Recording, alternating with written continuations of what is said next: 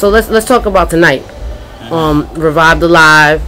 Y'all are rocking with a live band. Who started that dialogue?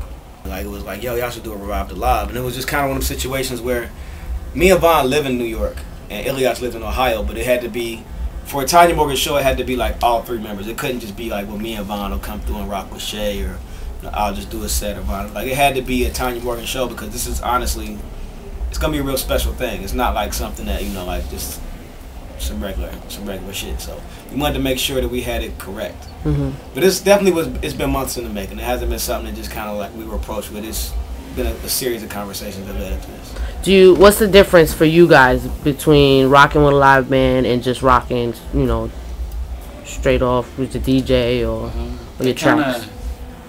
Like Don and Vine, I was like, you know, I was talking to them the other day. I think they said it best. They said when you rock with a live band, they more so working with you when you're in the lead. They kind of following your lead. So if you speed up your cadence or slow it down, they're still with you. Whereas if you're like just going to an instrumental, it's like you're fighting to stay up with the beat. If you stumble over a word or something, you gotta whereas the band, they'll catch you when you're falling, or you know what I'm saying, they'll give you some momentum, or if you say something and you look at them and you want a little more emphasis behind, you know, if you want them to play the back while you say a certain line, it's more organic. You know what I'm saying? It's like a conversation more so than just like being like a robot, I guess. You know, hearing the songs as they were intended to be.